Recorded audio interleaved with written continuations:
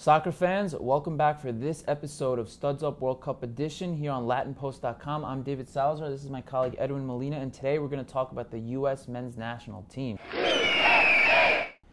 Yesterday, the USA defeated Turkey 2-1 in a friendly that was pretty hard to watch at times.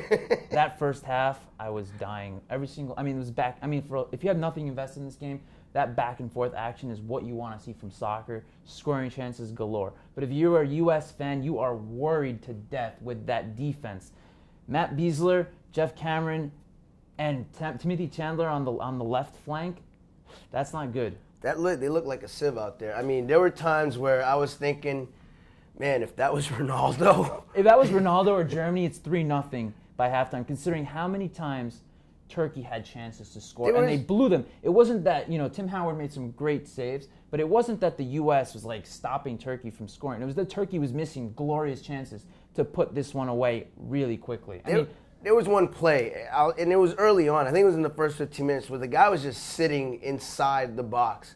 No one was putting a body on him. It gets lobbed in there, and the whole time I'm thinking, put a body on him. Somebody just put a body on him, just something. And I believe he shot the ball wide of the net, And if that's Ronaldo, that's Thomas Müller, that's any of the German players, that's in the back of the net.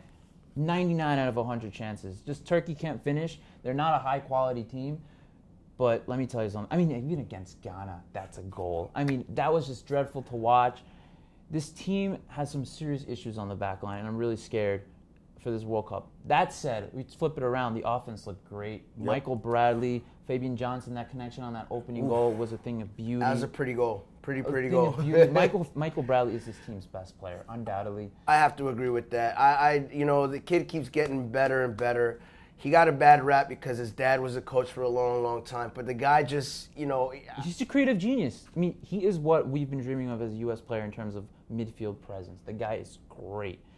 Clint Dempsey had a great game. He scored the goal. Mm-hmm. He had a lot of chances. He had a breakaway chance. He was fouled from behind. It should have been a penalty kick. They took that away. Players that I wasn't thrilled with. Josie Altidore. No. A lot of people are talking about the guy's hold-up play. Yes, it's great that the guy can get the ball, retain it while defense, but it also allows the defense to reset behind him. And then what does he do? He passes it to someone else, and then he gets lost in the box. Yes, he has strong presence. He deserved the goal on that, that shot that was questionable diving from the Turkish goalie.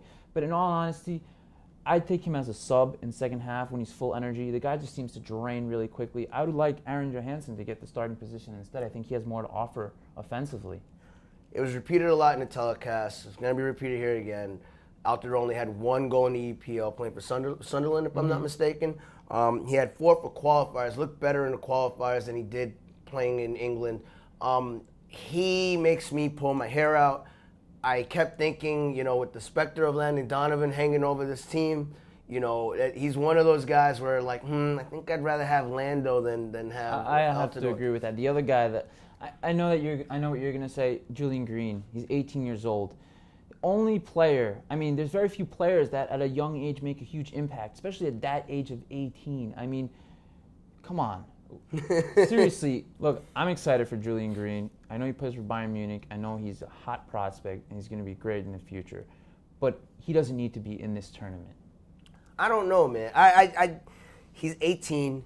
I don't know what he was promised or not promised. I can't speak into that. Well, yeah, obviously. I do know this about Julian Green and just for those that don't know, he had to make a decision whether to play for Germany. Since he was born in an American Army base, he had the option of Germany or the United States. He chose the U.S.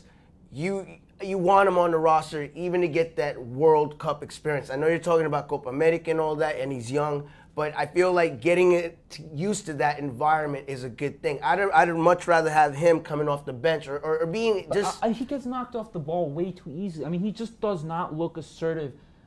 I don't want him starting. Look, I don't want him starting. Who are you going to take off the pitch and put him in place of he's going to be an improvement over or going to help in a late game? Listen, he's a forward, right? Right. So you really want him going in over a Dempsey playing 90 minutes? Do you really think he's going to make that big of an impact? I don't want him starting, but I wouldn't mind him off the bench. Again, the experience is not a bad thing for him. I think that if he's the future of USA soccer, we're going to have to throw him overboard, sink or swim. Yeah, but they're not in Argentina's group, man. They're not playing Iran, Nigeria, or Bosnia and Herzegovina. They're playing Germany.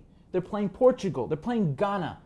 Who would you want him against? Wait a minute. Didn't we have this team last in the division? So why not have the kid learn under fire, kind of fire? Look, honestly, Jurgen Klinsmann, do you think Jurgen Klinsmann going into this tournament saying we're going for last place? No, he wants to get out of this group and go to the knockout rounds.